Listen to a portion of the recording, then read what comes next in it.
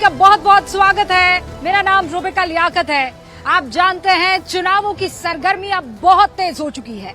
इस वक्त मैं महाराष्ट्र की सरजमी पर मौजूद हूं, मुंबई में मौजूद हूं और आज बड़ी खबर, फर्स्ट फेज के नामांकन के 24 घंटे बचे हैं, उससे पहले बड़ी खबर इसी महाराष्ट्र, इसी जमीन से निकलकर आती है और वो खबर ये है कि इंडिया गठबंधन में सीट शेयरिंग को लेकर सब कुछ ठीक नहीं है और यही वजह है कि आज एक बार फिर से इस मसले पर चर्चा करनी जरूरी है कि वो दो बहुत ही महत्वपूर्ण राज्य, एक तो महाराष्ट्र और दूसरा बिहार, जहां पर इंडिया अलायंस बहुत मजबूती के साथ अगर सरकार को टक्कर दे सकता था या फिर भारतीय जनता पार्टी को टक्कर दे सकता था तो ये वो दो अहम राज्य थे। लेकिन इन दोनों ही जगह पर सीट शेयरिंग, सीट बंटवारे को लेकर बात नहीं बन पा रही है। महाराष्ट्र विकास आघाड़ी की अगर मैं बात करूं तो प्रकाश अंबेडकर ने ये कह दिया, नो थैंक यू, आप लीजिए अपनी ये 4 सीटें, आपको मुबारक हो। और ये वो सीटें हैं जहां से ज्यादा चांसेस जो हैं वो एनडीए के उम्मीदवार के जीतने के हैं या फिर बहुत थिन चांसेस है कि वहां पर उस सीट को आसानी से निकाला जा सके। और ऐसे में ये जो सिरफुटअव्वल चल रही है, इससे क्या सामने निकल कर आता है, ये एक बहुत बड़ा सवाल है। क्योंकि फिर बता दूं आपको, 24 घंटे बचे हैं, फर्स्ट फेज के नामांकन शुरू हो जाएंगे और ऐसे में अब तक सीट शेयरिंग ना होना क्या बताता है। सारे खास मेहमान हमारे साथ जुड़ चुके हैं, लेकिन उससे नामांकन जो है वो बकायदा खत्म हो जाएंगे 24 घंटे बाद। मेरे साथ जो खास मेहमान हैं उनसे आपका तारुफ करवाऊं उससे पहले ये छोटी सी रिपोर्ट हमने आपके लिए तैयार की है। वो रिपोर्ट देखिए ताकि आप पूरी की पूरी पृष्ठभूमि इस वक्त जो सियासी महाभारत छिड़ी हुई है उसे लेकर समझ जाए।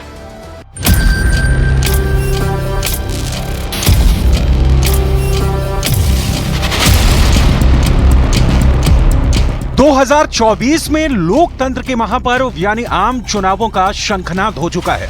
लोकसभा की 102 सीटों पर पहले चरण में चुनाव होने हैं, जिसके लिए बिहार को छोड़कर बाकी की 98 सीटों पर नामांकन की आखिरी तारीख कल यानी बुधवार को है।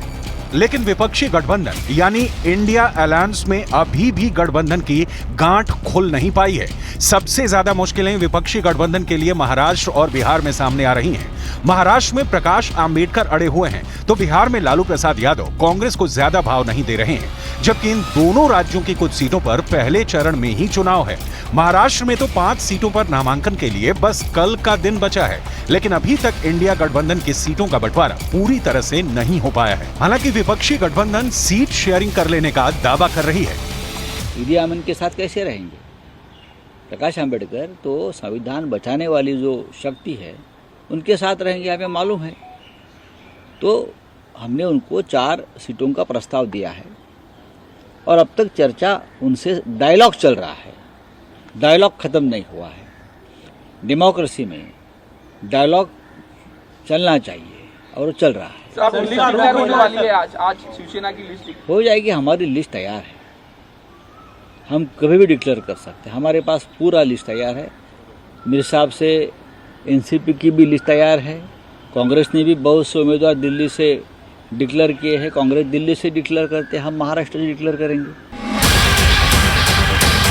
इन दावों के बीच सूत्र ये बता रहे हैं कि प्रकाश आंबेडकर की पार्टी वंचित बहुजन अघाड़ी महाविकास अघाड़ी ने प्रकाश आंबेडकर को उत्तर मुंबई, अकोला, पश्चिम महाराष्ट्र की 1 और मराठवाड़ा की 1 लोकसभा सीट का ऑफर दिया था। वंचित बहुजन अघाड़ी का आरोप है कि अकोला को छोड़कर उन्हें जो सीट दी गई है वहां पर महाविकास अघाड़ी का कोई अस्तित्व नहीं है। वीबीए सूत्रों के मुताबिक उन्होंने महाविकास अघाड़ी से अकोला की सीट को छोड़कर बाकी की 3 सीटों के बदले कहीं और की 3 सीटें देने की मांग की थी, लेकिन अब तक उनका कोई जवाब नहीं आया। वीवीए उन 3 सीटों की मांग कर रही है जहां पर महाविकास अघाड़ी की पार्टियों का कुछ वर्चस्व हो, लेकिन एमवीए उन्हें देने को तैयार नहीं है। महाराष्ट्र में इंडिया गठबंधन में जहां पेंच अभी भी फंसा हुआ है, तो वहीं एनडीए में सीट शेयरिंग पर तो तस्वीर लगभग साफ हो गई है। हां, सतारा, ठाणे और नासिक जैसी कुछ सीटों को लेकर अभी भी अपने अपने दावे किए जा रहे हैं। इंडिया गठबंधन के लिए दिक्कत सिर्फ महाराष्ट्र में नहीं बल्कि बिहार में भी हर बदलते दिन के साथ सीट शेयरिंग की तस्वीर साफ होने की बजाय धुंधली होती जा रही है। पूर्णिया, औरंगाबाद, बेगूसराय और कटिहार कुछ ऐसी सीटें हैं जहां पर अभी भी पेंच फंसता हुआ दिख रहा है। हालांकि कांग्रेस का दावा है कि जल्द तस्वीर साफ हो जाएगी। तो हमारे साथ लेफ्ट फ्रंट के भी लोग हैं, तो हमारा जो गठबंधन है उसमें कोई मतभेद नहीं है। सीटों को लेकर थोड़ा ये कह सकते हैं कि खींचातानी ज़रूर है, और हम समझते हैं कि वो दूर हो जाएगा 1-2 दिन में और ये स्पष्ट हो जाएगा। पहले चरण के लिए बुधवार को नामांकन की आखिरी तारीख है। ऐसे में सीट शेयरिंग फाइनल ना होने से दावेदार भी ऊहापोह की स्थिति में है। ऐसे में वोटर भी भ्रम की स्थिति में है।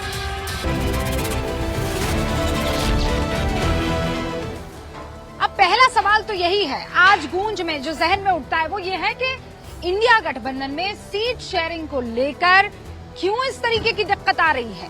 ये सबसे अहम सवाल है जो जहन में आता है। क्या वाकई लीडरशिप एक बहुत बड़ी वजह है कि लीडरशिप का अभाव है और वो बात नहीं बन पा रही है कि ये हमारा लीडर, इसके पीछे चलेंगे तो फिर हमारा काम जो है वो सही तरीके से आगे निकल जाएगा। और तीसरा, वोट शेयरिंग ना होने का डर जो है वो सीट शेयरिंग में रोड़ा बन रहा है। यानी कुल मिलाकर अगर वोट इस पार्टी का दूसरे पार्टी को नहीं मिल रहा है, ये एक सबसे बड़ा डर का कारण बन रहा है। ये वो सवाल है जिसके इर्द गिर्द आज की हमारी बहस रहने वाली है। लेकिन आपसे जो सवाल मैं पूछती हूँ, यानी जनता जनार्दन से, यानी व्यूअर जो कि वोटर है उससे, तो वो सवाल आज ट्विटर पर आपके लिए ये है कि इंडिया में सीट बंटवारे में दिक्कत क्यों आ रही है। आपके सामने 3 ऑप्शन रखे हैं। पहला ऑप्शन तो ये है कि लीडरशिप की कमी है। दूसरा ऑप्शन ये है कि जीत का भरोसा नहीं है, मतलब कितनी पार्टियां आ जाए जीत का भरोसा नहीं कि ये तो नहीं जीत पाएगा। और तीसरा ये कि कहा नहीं जा सकता है। अंत में प्रोग्राम के मैं आपके सामने प्लेट के जरिए यानी तस्वीर के जरिए किसने कितने जो है वोट दिए हैं या किस ऑप्शन को वोट दिए हैं वो जाहिर करने वाली हूँ। तो चलिए अब शो को आगे बढ़ाते हैं, डिबेट शुरू करते हैं, पक्ष विपक्ष की गूंज। लेकिन उससे पहले जो खास मेहमान हमारे साथ जुड़ चुके हैं, भारतीय जनता पार्टी के राष्ट्रीय प्रवक्ता जफर इस्लाम साहब हमारे साथ जुड़ चुके हैं। एलजेपी के AK वाजपेयी हमारे साथ जुड़ चुके हैं। आरजेडी से शक्ति सिंह यादव हमारे साथ जुड़ चुके हैं। शिवसेना उद्धव गुट से हमारे साथ किशोर तिवारी जी जुड़ चुके हैं और वरिष्ठ पत्रकार समीर चौगांवकर। तो चलिए शुरू करते हैं पक्ष विपक्ष की गूंज।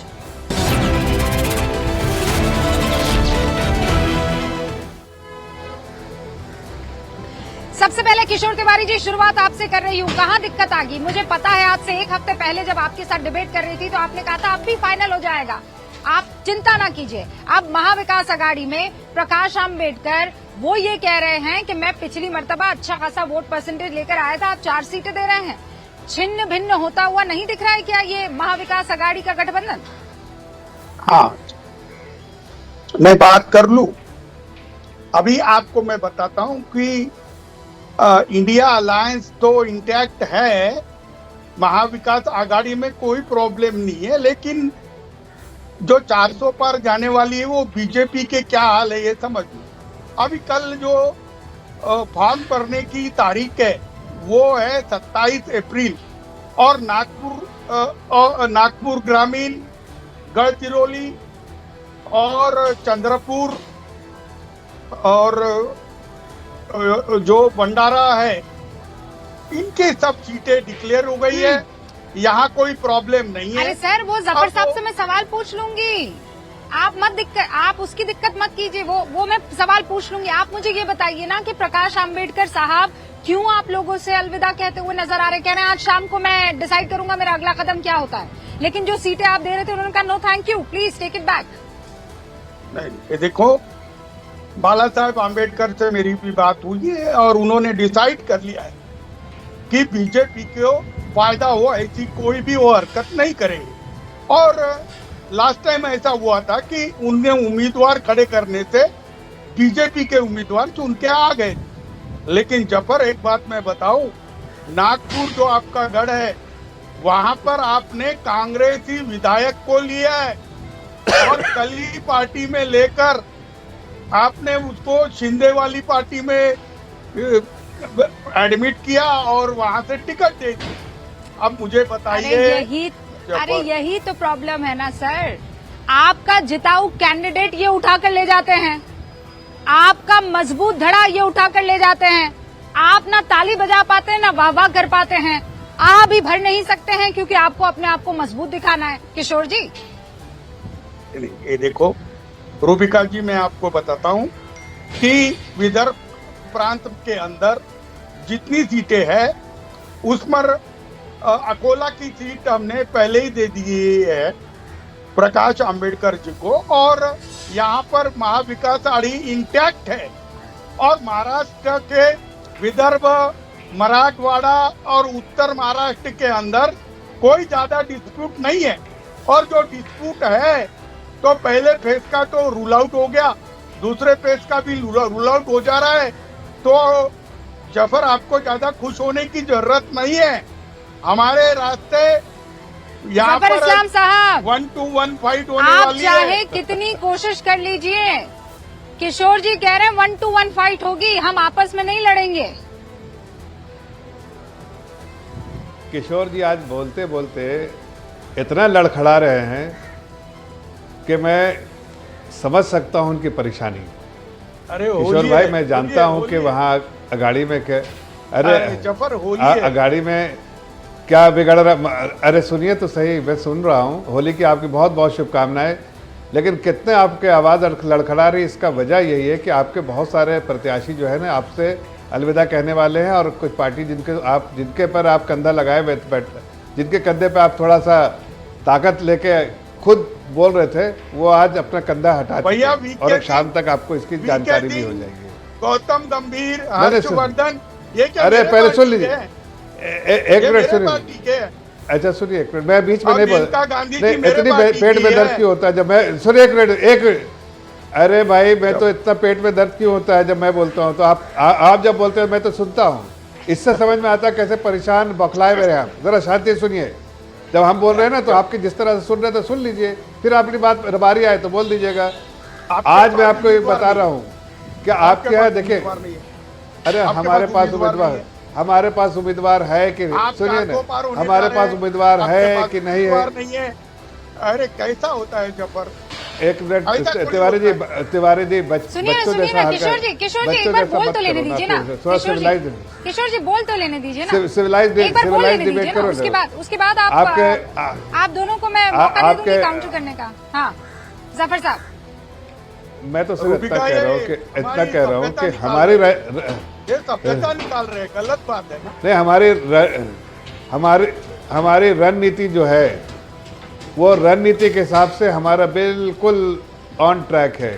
हम अपने वहाँ 42 सीटें कम से कम लेकर आएंगे, ये हमारा लक्ष्य है। मिनिमम 42 और मैक्सिमम 58 ही हो सकती है, साहब लेकिन मिनिमम इससे ज्यादा 42 ऑन सीट ट्रैक आने क्या की हो लक्ष्य सकता में- है? एनसीपी आपने तोड़ दी, शिवसेना आपने तोड़ दी, जिसे चाहा उसे अपने साथ जो है आपने ला दिया। चाचा को भतीजे से लड़ा दिया, भतीजे को चाचा से लड़ा दिया, भाई को भाई से लड़ा दिया। क्या बात है, क्या बात है। देखिए ऐसा है ना कि कोई हम किसी को लड़ाना नहीं चाहते हैं। कोई खुद अगर समाज की सेवा करना चाहता है, जनता की सेवा में लगना चाहता है और माल बनाने की मशीन नहीं बनना चाहता है, तो वो जाहिर है वो जिसका दम घुटता है, जिसका MBA में दम घुटता है, अरे भाई तो निकाल देते ना तुम। बीच में जो जफर इस्लाम यहाँ पर कह रहे हैं, किशोर जी, जफर इस्लाम कह रहे हैं, सुनिए उस बात को, समझिए उस बात को। शक्ति सिंह यादव जी, अपना ही सिक्का अगर खोटा हो तो क्या करें? नहीं किशोर जी रुकिए, मैंने पूरा टाइम दिया ना। किशोर जी प्लीज रुक जाइए, आप दोनों को टाइम दिया। एक सेकंड, जफर साहब आ रही है। शक्ति सिंह यादव साहब, अपना ही सिक्का खोटा हो तो क्या करें? बात खत्म करने दीजिए। अच्छा जफर साहब 10 सेकंड ले लें, उसके बाद शक्ति भाई आपका अगली बार तिवारी जी बोलेंगे, मैं बोलने नहीं दूंगा, सभ्यता सब तोड़ दूंगा। मैं सिर्फ इतना कह रहा हूँ कि देखिए हमारी अपनी रणनीति है, हम अपनी रणनीति के हिसाब से 400 पार करना है, मुझे कैसे करना है वो कर रहे हैं। लेकिन धमकियां नहीं, बिल्कुल सही कह रहा हूँ, ये भी कान खोल के सुन ले जो सुन रहा है। मैं धमकी नहीं, बिल्कुल साफ लफ्जों में कह रहा, बीच में टिक्का टिप्पणी कोई करेगा मैं भी करूंगा। अगर किसी को नहीं समझ में आ रहा तो समझ ले, फिर से मैं कह रहा हूँ। वो तो मैं इससे इतना कह रहा हूँ, वो तो यहाँ से एंकर डिसाइड करेगा ना सर कि किस वक्त किसको बोलना है। अरे आप ये लेकिन मत कीजिए ना कि आप सामने वाले को बीच में टिकट- धमकाएं और सामने वाला आपको नहीं टोकेगा, ये गारंटी मैं ले रही हूँ ना। धमका नहीं अगर रहना वो टोकेगा तो मैं आवाज कम कर दूंगी, ठीक है सर? आप ले लीजिए गारंटी। हाँ ठीक है, अब बात कीजिए, बस ठीक अब है, बात बस रखिए, ठीक है, ये अच्छी बात होगी। अब बात रखिए। मैं सिर्फ इतनी बात कर रहा हूँ कि देखिए, मैं ऐसी बात कर रहा हूँ कि देखिए, इनके अभी एक जो अंबेडकर साहब तो अलविदा कह चुके हैं, आपको पता है शाम में उनके प्रेस भी आ जाएगा, सब पता चल जाएगा इनको। दूसरे इनके कुछ और कैंडिडेट अभी यहाँ से इनके पार्टी में जिनको नाम अनाउंस डर रहा है, इनको अनाउंस कर इसलिए छोड़ने वाले हैं। ये पार्टी में और कुछ लोगों को सीट की लालच इतनी कि उनको लग रहा है कि हम जीत जाएंगे, हमको ज्यादा सीटें मिले। कल इन्होंने ट्वीट किया था कि हम अपनी सीटों का ऐलान कर देंगे। अरे कहाँ सीटों का ऐलान भाई, नॉमिनेशन के टाइम ऐलान करोगे क्या? हम तो सब करते जा रहे हैं, हमारे लोगों को बता भी दिया है अपने पेपर तैयारी करके, वो लोग अपने नॉमिनेशन फाइल करेंगे। आप क्या कर रहे हो जरा ये बताओ देश को। नहीं तो और आपको जफर साहब, देखिए आगे इतनी बता देरी रहा हूँ काहे एक हो चीज, रही है? इनके इतनी देरी काहे हो रही है? अभी आप देखा ना, कोई आप समझ सकते हैं कि आज अभी अंबेडकर साहब किस दिन अलविदा कह रहे हैं? आज ही तो कह रहे हैं ना भाई। हमारे भी हम पॉलिटिकल पार्टी है ना, हम पॉलिटिकल स्टैंड लेंगे ना, हम पॉलिटिक्स कर रहे हैं ना। हमको यहाँ पर दूसरे को क्या करना है उसके जिताने के लिए नहीं बैठे इसी ना, अपनी पॉइंट को पार्टी मैं को आगे ले जिताने जा के रही लिए हूँ। बैठे शक्ति हैं। सिंह आप यादव साहब, सुना आपने? हम यहाँ राजनीति करने आए हैं ना, और वापस वही मामला आ गया। भाई आप ही का सिक्का खोटा है तो फिर क्या करें? गया वो सामने वाले के पास और सामने वाले ने बाहें खोल दी। अब सामने वाले पर क्यों आरोप लगा रहे हैं जब आप लोग ही एका नहीं रख पा रहे हैं? तो बिहार में भी आप देखिए ना, कहाँ आपकी गठबंधन की सीट शेयरिंग अब तक हो पाई है? ऐलान तक नहीं हो पाया है। रुपका जी, बहुत धैर्य से मैंने सुना। देश में तो वातावरण है वो सबको दिख रहा है, एक भाव यहाँ पे भी आया, फिर मैं उधर जाना भी नहीं चाहता। हमारे यहाँ कोई जीच नहीं है, हमारे यहाँ लोग नॉमिनेशन भी कर रहे हैं, पर्चे भी ले जा रहे हैं, और जल्द होलिका दहन हो चुका है। जितनी बुराइयां थी वो सब होलिका दहन के दिन समाप्त हो गया है। और आज बिहार में होली है, तो आपको मैं होली की शुभकामनाएं देता हूं। रंगों के अनूठे त्योहार के अवसर पर आपको और आपके पूरे परिवार को भी, और पूरे जो बैठे हैं पैनलिस्ट सबको भी। तो सबसे पहले बिहार में कोई जीच नहीं है।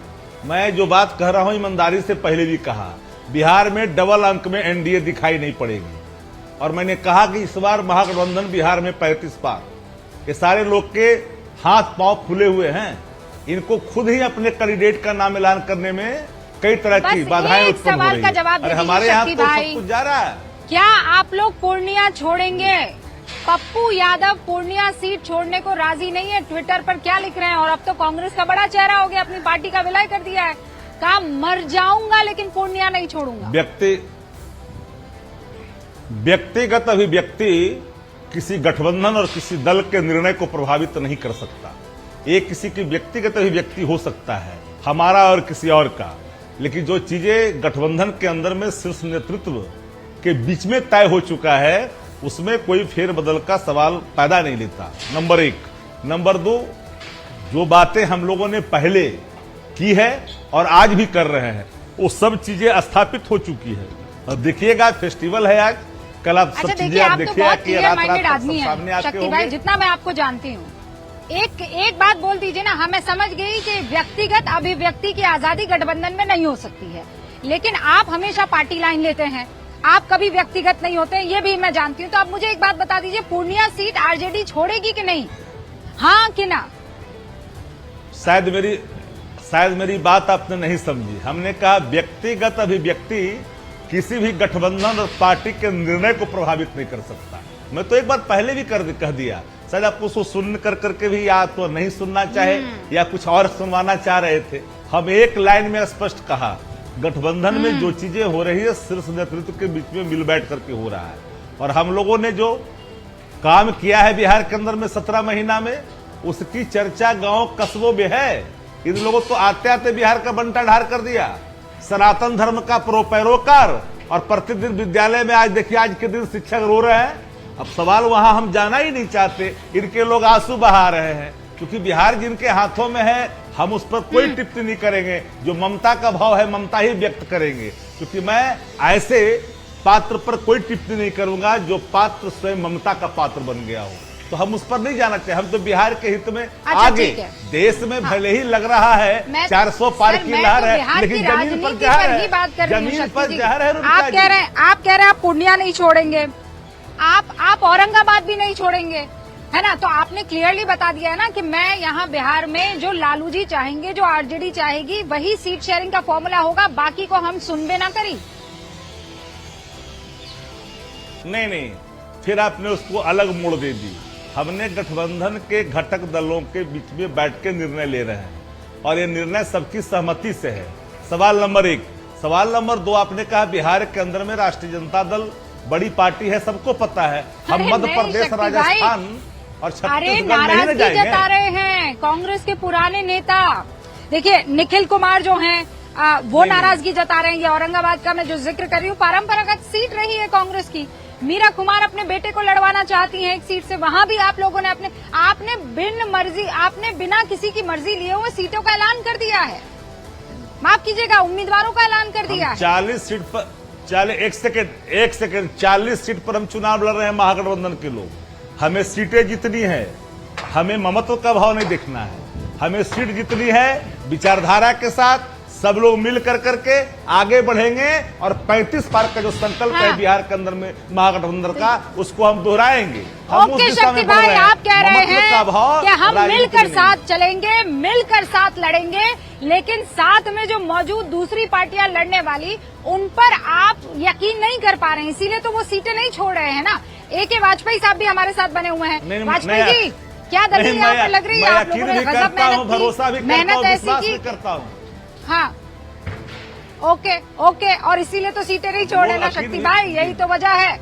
वाजपेयी जी, बिहार, महाराष्ट्र, ये 2 राज्य ऐसे हैं जहां पर मैं आ रही हूँ। शक्ति जी मैं आ रही हूँ, दोबारा हम लोग चर्चा करेंगे इस मसले पर। अभी तो बहुत सी सीटें हैं जिस पर हमें 1 to 1 करना है, लेकिन वाजपेयी जी, 2 बड़े राज्य, दोनों राज्यों में पेच फंसा हुआ है, इंडिया का भी फंसा हुआ है और एनडीए का भी फंसा हुआ है।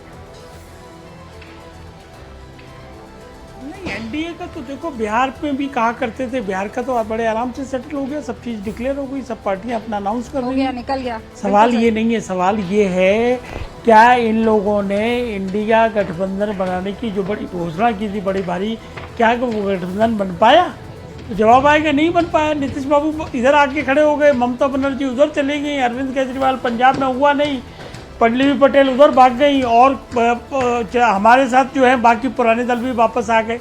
गठबंधन बना नहीं, 1 to 1 हुआ नहीं, सीट एडजस्टमेंट हुआ नहीं, नेता का चुनाव हुआ नहीं कि प्रधानमंत्री के सामने कौन होगा, कि तो विजन क्लियर है नहीं, नीति क्लियर है नहीं, हेलीकॉप्टर बुक हुए नहीं, रैली का शेड्यूल बना नहीं, काहे से हमसे कंपटीशन करेंगे ये? और दूसरी तरफ एक और बात समझिए, मोदी की गारंटी, मोदी की विश्वसनीयता, मोदी की क्रेडिबिलिटी, उसके आगे क्या है इनका? ये तो इन्होंने खुद ही डिसाइड किया था कि एक काम करते भाई, अगर जीतना है नहीं तो 1 to 1 करो। क्रेडिबिलिटी पर अकाली दल क्यों नहीं विश्वास कर रहा है? पंजाब में क्यों नहीं कर रहा अकाली दल? देखिए, अकाली दल नहीं आया तो उससे कोई हमको एक सेकंड, अकाली दल अगर नहीं आया तो आपको याद होगा अशोका होटल में 38 पार्टियों का हम लोगों ने जब सम्मेलन किया था, उसके बाद 4 पार्टियां हमारे पास और बढ़ गई, 42 हो गई, चंद्रबाबू नायडू वापस आ गए।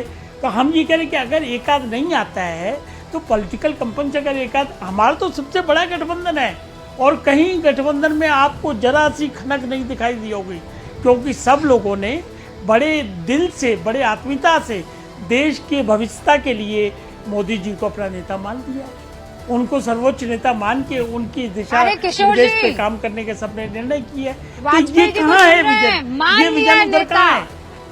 ये लोग तो खेल भी फ्रंट फुट पर रहे हैं, इन्होंने स्टीयरिंग अपने हाथों में लेकर रखी है। ये हराने जिताने का नहीं सोच रहे हैं, ये कह रहे हैं 303 पिछली बार था, अब 370 और एनडीए के साथ 400। मतलब स्ट्रैटेजी देखिए ना, फ्रंट फुट पे खेल रहे हैं ये लोग। अरे भाई, इनकी फ्रंट फुट मैंने बहुत नजदीक से देखा।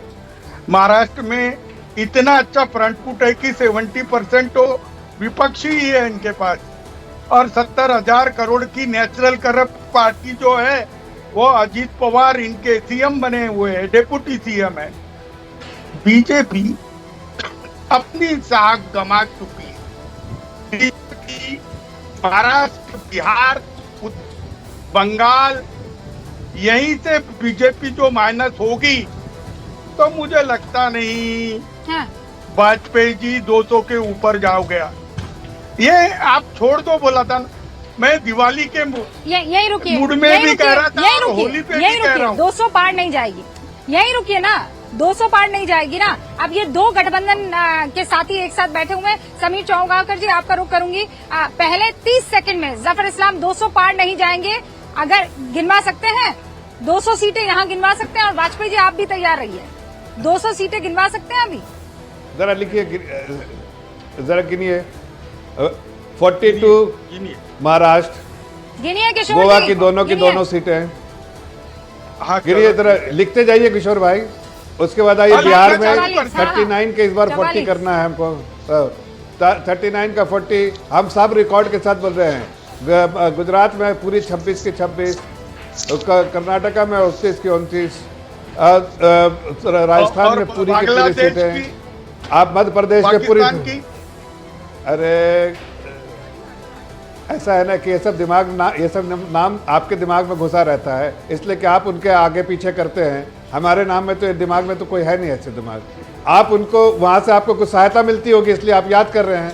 हमें तो किसी की सहायता नहीं चाहिए भाई, हम अपने बलबूते में बात कर रहे हैं। आपने जब सहायता की बात करेंगे ना, सीटों के गिनवाएंगे, तो आप उस वक्त ये दोनों के गिनवा देना भाई। लिख लीजिए मैडम, इनका भी नाम लिख लीजिए। दो जगह का नाम बताया मैंने, उसके बाद लिखिए। कहाँ आप किशोर जी, पाकिस्तान, अफगानिस्तान? रुकिए ना, भारत के चुनाव में आपको ये पड़ोसी क्यों याद आते हैं?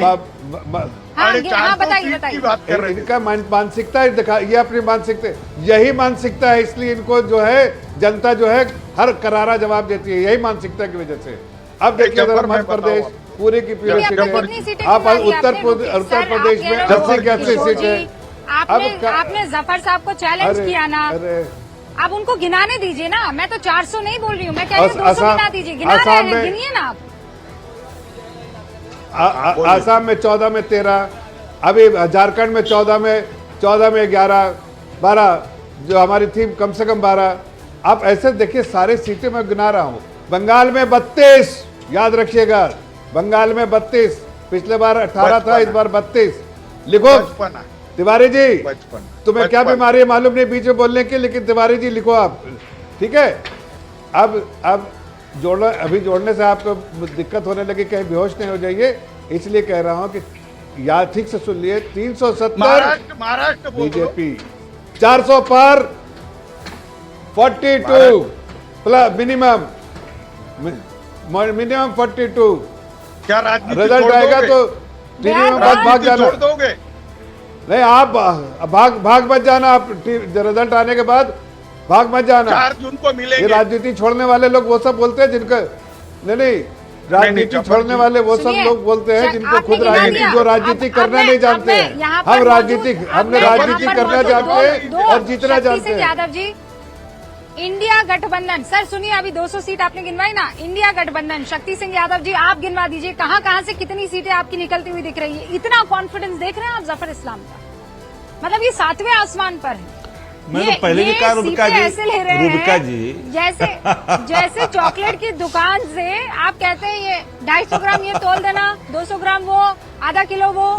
ये कॉन्फिडेंस लेवल है कि मेरे जेब में जो है इन सारी मिठाइयों को लेने के लिए दम है। देखिए रुबिका जी, इसमें एक बात बोलूंगा, ये हमने प्रूफ करके दिखाया है, बार दिखाया है और हर बार दिखाएंगे। इन लोगों के पास तो ऐसा परफॉर्मेंस है, जरा पूछिए। अरे जरा बैठिए ना भाई, शक्ति जी जवाब दीजिए, फिर मुझे ब्रेक लेना है, जल्दी से शक्ति जी। नहीं जवाब तो ले रहा हूं कि देश भर में हवाएं बहालें, जमीन पे जहर है, जमीन पे जहर है और ऊपर में लहर है, मोदी की कहर है। इससे जनता पूरी तरह से रूबरू है, बताने की जरूरत नहीं आवाम को, नौजवान को और किसान को, हर व्यक्ति आहत है। और आप जो बिहार में गिन रहे हो, बिहार के भूगोल, बिहार का इतिहास, अरे बिहार में महागठबंधन 35 पार होंगे। मैं अभी एक छोटा सा ब्रेक ले रही हूं, शुरुआत आप ही से भरोसा है ना, हिंदी पट्टी जो बोएगा। लहर कहर, हाँ, और वो तीसरा शब्द मेरे जहन में अभी नहीं आ रहा है, लेकिन एक छोटा सा ब्रेक और उसके बाद शुरुआत आपसे कर रही हूँ। समीर जी फिर लौटते हैं। आप देखते रहिए गूंज।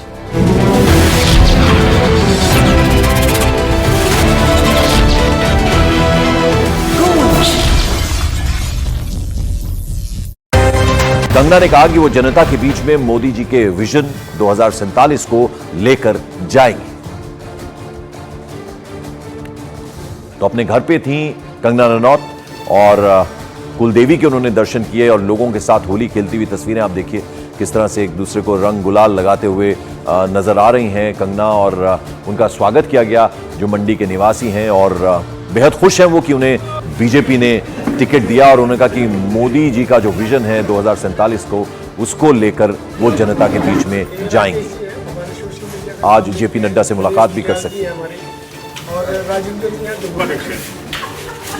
तो हम सब जो है हमारे यशस्वी प्रधानमंत्री श्री नरेंद्र मोदी जी के ही विजन को हम फॉलो कर रहे हैं। हम एक तरह से उनकी सेना है और उनके पीछे पीछे चलेंगे। उनका विजन पूरा, वो आई थिंक उस विजन के साथ ही वो पैदा हुए हैं। 2047 तक का उनका विजन है। हर एक प्रांत के लिए, कस्बे के लिए, हर एक शहर के लिए, हर एक व्यक्ति के लिए उनका एक विजन है। इतना वो एक देश के प्रति उनकी इतनी एकाग्रता और निष्ठा है और जिस भाव से वो काम करते हैं, उनका जो मेगा विजन है, उनका जो प्लान है 47 तक का, उसमें हम एक हिस्सा बनेंगे।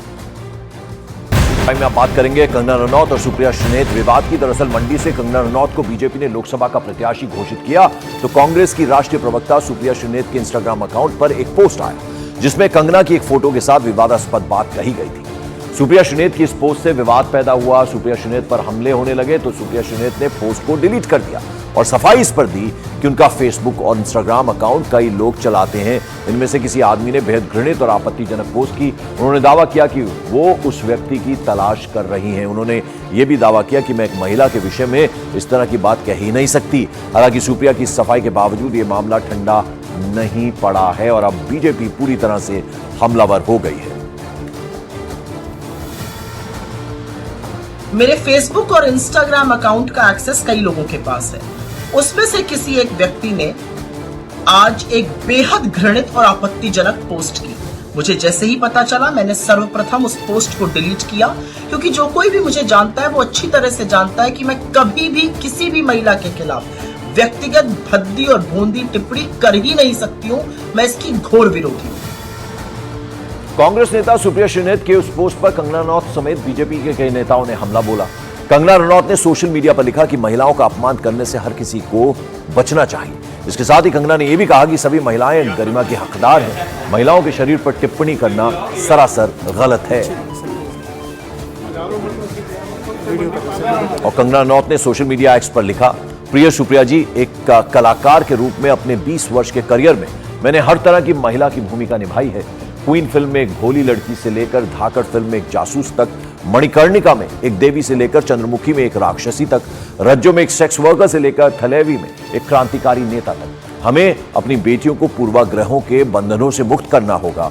हमें उनके शरीर के अंगों के बारे में जानने से ऊपर उठना होगा और सबसे बढ़कर हमें सेक्स वर्कर की चुनौतियों को गाली की तरह उपयोग नहीं करना चाहिए। हर महिला अपने सम्मान की हकदार है।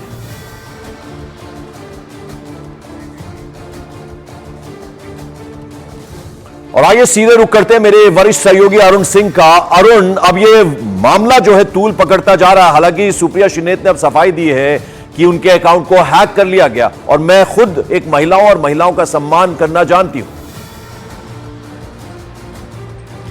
देखिए, सुप्रिया श्रीनेत ने कहा कल की होली थी और बहुत देर तक वो अपने अकाउंट की तरफ देख नहीं पाई थी। इस बीच जिन लोगों के पास एक्सेस था उनमें से किसी एक ने यह बदमाशी की है उनके शब्दों में, और उनका यह कहना था कि एक फेक अकाउंट ट्विटर पर बना हुआ है, वहां पर किसी ने उनके नाम से जो अकाउंट बनाया वहां पर इस पोस्ट को डाला था और उनके स्टाफ में से किसी एक ने जिसके पास एक्सेस था वहां से कॉपी किया और उनके मेन अकाउंट से पोस्ट कर दिया। अब सवाल यह है कि वो शख्स कौन है। वो उनके करीबी लोग होते हैं जिनको आप पासवर्ड देते हैं अपने सोशल मीडिया अकाउंट का। तो क्या सुप्रिया श्रीनेत जो तलाश कर रही है वो पूरी हो गई और क्या वो सामने आएगा? क्योंकि जब तक वो शख्स सामने नहीं आता है जिसने गलती की है, भारतीय जनता पार्टी लगातार हमले करेगी और ये स्वाभाविक भी है, क्योंकि कांग्रेस और खासतौर से सुप्रिया श्रीनेत महिला अधिकारों के लिए और ब्रजभूषण शरण सिंह से लेकर तमाम जो मामले थे उत्तर प्रदेश में, जो बीजेपी के नेता थे उनके ऊपर महिलाओं के उत्पीड़न का आरोप लगाती रही हैं। तो खुद अगर वो ऐसा पोस्ट करती हैं तो खुद को डिफेंड कर पाना मुश्किल होगा और यही वजह है कि मुझे लगता है कि सुप्रिया श्रीनेत भी उसकी तलाश कर रही है। बिल्कुल, मैं लौटता हूं आपके पास, बने रहे अरुण हमारे साथ। उधर कांग्रेस नेता सुप्रिया श्रीनेत के विवादास्पद पोस्ट के बाद राष्ट्रीय महिला आयोग अब पूरी तरह से एक्शन में। नेशनल कमीशन फॉर वुमेन ने विवादास्पद पोस्ट को लेकर सुप्रिया श्रीनेत के खिलाफ शिकायत की। इसके साथ ही भारत के चुनाव आयुक्त को पत्र भेजकर उनके खिलाफ तत्काल प्रभाव से सख्त कार्रवाई की मांग भी की है। वहीं एनसीडब्ल्यू की अध्यक्षा रेखा शर्मा ने कंगना रनौत को एक योद्धा बताया है और उनके खिलाफ अपमानजनक टिप्पणी को गरिमा के खिलाफ बताया है। और राष्ट्रीय महिला आयोग की अध्यक्ष रेखा शर्मा कंगना रनौत के समर्थन में, उनके सपोर्ट में बोली हैं। सोशल मीडिया एक्स पर एनसीडब्ल्यू ने बाकायदा लिखा है कि राष्ट्रीय महिला आयोग सुप्रिया श्रीनेत और एचएस अहीर के अपमानजनक आचरण से स्तब्ध है। सोशल मीडिया पर कंगना के बारे में अभद्र और अपमानजनक टिप्पणी की ऐसा व्यवहार असहनीय है और महिलाओं की गरिमा के खिलाफ है। रेखा शर्मा ने भारत के चुनाव आयुक्त को पत्र भेजकर उनके खिलाफ तत्काल और सख्त कार्रवाई की मांग की है। आइए सभी महिलाओं के लिए सम्मान और गरिमा बनाए रखें, हैशटैग महिलाओं का सम्मान करें, यह एनसीडब्ल्यू की तरफ से एक्सपोज किया गया है। और सुप्रिया श्रीनेत के कंगना रनौत पर विवादास्पद बयान पर सियासी संग्राम जारी है। जहां बीजेपी कांग्रेस से सुप्रिया श्रीनेत पर कार्रवाई की मांग कर रही है, तो वहीं कांग्रेस के कुछ नेता सुप्रिया श्रीनेत के बचाव में खड़े हो गए हैं। हैरान हूं कि कांग्रेस की महिलाओं के प्रति और भारत के कलाकारों के प्रति, बेटियों के प्रति ये ऐसी घिनौनी सोच है। जो संस्कार युक्त हैं, जो समझदार हैं, उनको अच्छी तरह पता है कि रियल लाइफ और रियल लाइफ में क्या अंतर है। रियल लाइफ में एक कलाकार को कई चरित्र निभाने पड़ते हैं, तो क्या वो जो चरित्र निभा रहा है उसका रियल लाइफ का वही चरित्र बनाओगे आप कांग्रेस के लोग? वो तो एक्ट्रेस है, और एक्ट्रेस है तो उनका जो काम करने का तरीका है वो सभी लोग जानते हैं, लेकिन उनका कोई ऐसा कंट्रीब्यूशन समाज के लिए, देश के लिए, पार्टी के लिए नहीं है। जाहिर है कि जो कार्यकर्ता सालों से लगा हुआ है तो उसको इस बात का तकलीफ ज़रूर होगा कि ऐसे लोगों को ऊपर से लाकर बैठाया जा रहा है। और इस बीच हिमाचल प्रदेश के पूर्व मुख्यमंत्री जयराम ठाकुर ने कंगना रनौत के अपमान को संपूर्ण नारी शक्ति का अपमान बताया। इसके साथ ही उन्होंने कांग्रेस से इस पर जवाब देने को कहा है।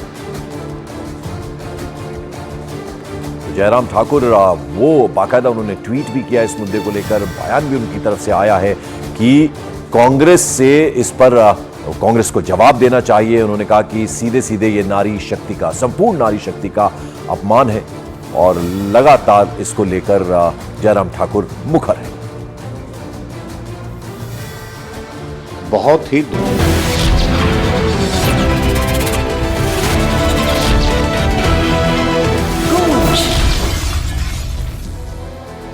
ब्रेक के बाद आप सभी का एक बार फिर से स्वागत है। गूंज आज महाराष्ट्र की सरजमी से हो रहा है। मुंबई में मौजूद हूं।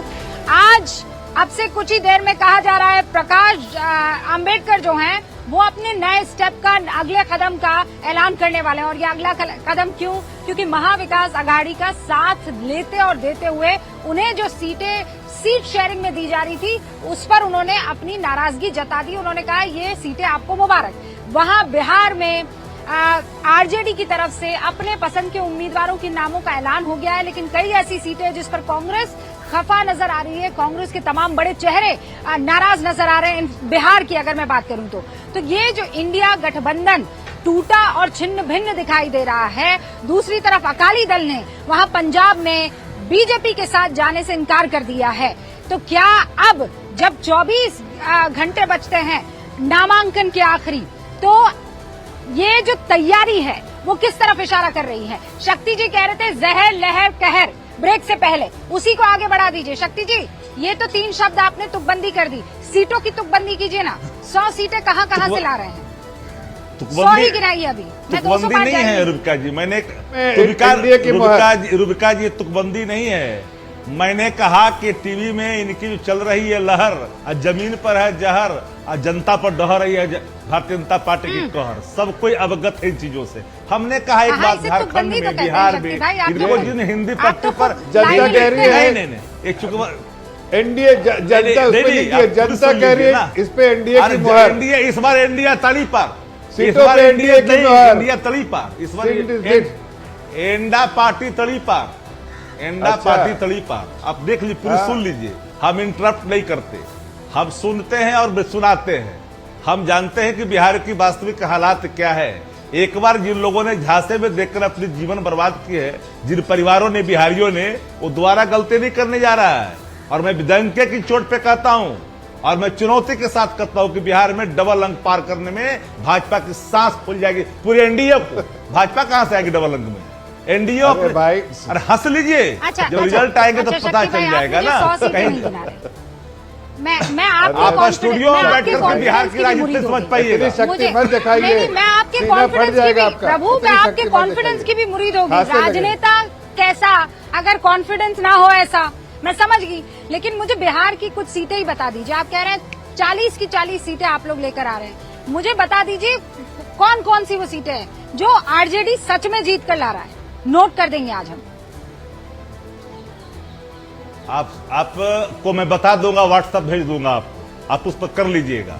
मैं कोई बिफोर कोई फोरकास्ट नहीं करना चाहता। अब इलेक्शन आप सुन लीजिए, और मैं ईमानदारी से कह रहा हूं ना रूबिका जी, बांग्लादेश का हम कह रहे हैं कि डबल अंक में भाजपा नहीं जाएगी। रुकी नहीं जाएगी, नहीं जाएगी, कहीं दूर दूर तक दिखाई नहीं पड़ेगी भाजपा बिहार के अंदर में। डबल मैं डंके की चोट पे कह रहा हूं, इनके कई चीजें। 39 से आप कह रहे हैं डबल, जवाब देने दीजिए।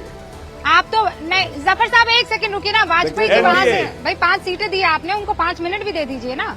हाँ वाजपेयी जी, देखो हमें तो बड़ा इसमें कहने में कोई परहेज नहीं है कि जिनके पार्टी के राष्ट्रीय अध्यक्ष भ्रष्टाचार में, जेल में, 5 मुकदमे में, वो कैसे की बातें कर रहे हैं? कौन बिहार की जनता आपको मानने जा रही है? आप किस तरह की बातें सोच रहे हो? और आप सीटें गिना नहीं पा रहे। बिहार में 40 की 4, पिछली बार 39 थी, एक सीट और लानी हमको बढ़ानी है बस। एक सीट सिर्फ बढ़ानी, 39 से 40 करनी है। बिलो द बेल टिप्पणी मत कीजिए। अरे नहीं, बिलो द बेल टिप्पणी मत करिए, तो मरहूम तक पहुंच जाएंगे। फैक्ट है, हम मरहूम तक पहुंच जाएंगे। फैक्ट है, ये फैक्ट है, मरहूम तक पहुंच जाएंगे, माफ करिएगा। इसमें कोई वो कोई नहीं, मरहूम तक पहुंच जाऊंगा। ये रिकॉर्ड है, अरे ये रिकॉर्ड है शक्ति जी। मैं मरहूम तक पहुंचूंगा, बड़ी रिकॉर्ड है शक्ति जी, सबको लग जाएगी। फिर सवाल आपसे पूछा जाएगा। इसके मिर्ची से नहीं होती है, नहीं, ये सवाल फिर आपसे से नहीं पूछा होता जाएगा। है, ये हकीकत है। ये बिहार की जनता ने वो दिन देखे हैं, जंगल राज को भूला नहीं है बिहार का जनता वाला।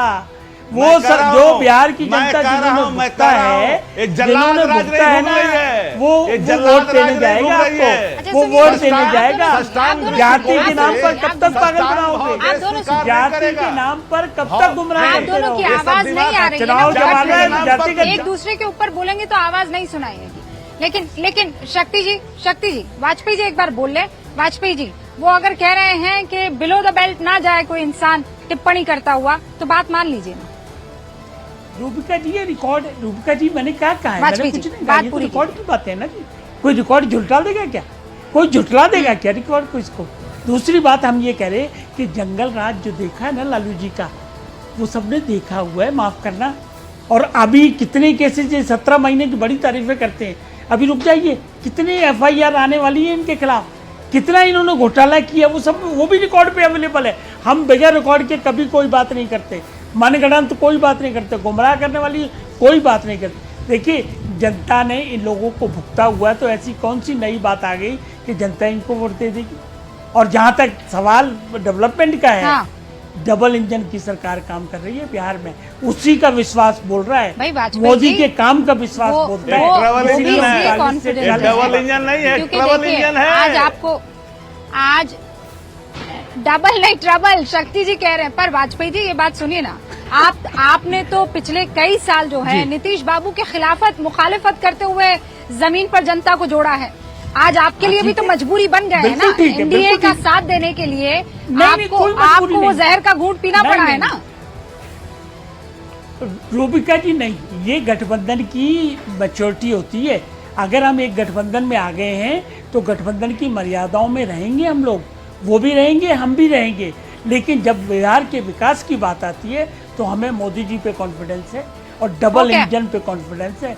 हमने अपना कोई स्टेटमेंट न पहले बदला है, आप कह रहे हैं डबल, फ्यूचर में बदलेंगे। बिहार की चिंता है। तिवारी जी और यादव जी कह रहे हैं ट्रबल, ये जनता को डिसाइड करना है। समीर चौगांवकर जी भी हमारे साथ जुड़े हुए हैं।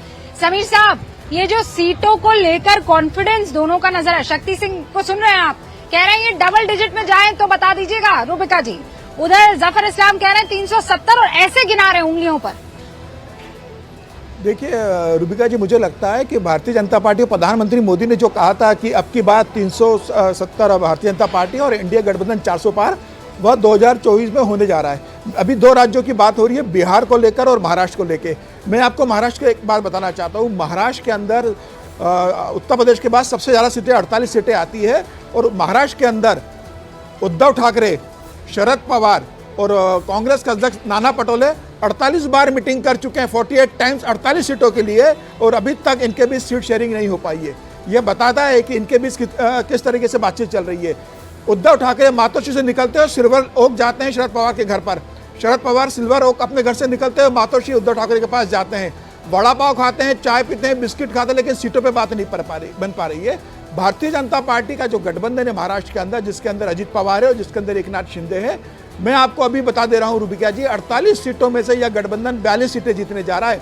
और भारतीय जनता पार्टी अपनी दम पर अगर 48 सीटें लड़ेगी बिना अजित पवार और बिना एकनाथ शिंदे के, तब भी भारतीय जनता पार्टी आज महाराष्ट्र के अंदर 35 सीटें जीतने की स्थिति के अंदर है। लेकिन गठबंधन के साथ Bharatiya Janata party Tiwari ji, last comment 42 सीटें जीतेंगी, सिर्फ 6 सीटें इस गठबंधन को मिलेगी। मातोश्री, शरद पवार के घर, एक दूसरे से बातचीत, लेकिन सीट शेयरिंग पर ना बन रही बात। नहीं, देखो प्रकाश अंबेडकर जी के ने जो सीटें मांगी है उस पर कुछ किरकिरी तो है, लेकिन मैं आपको बताता हूं 5 फेजेस के अंदर महाराष्ट्र में चुनाव है।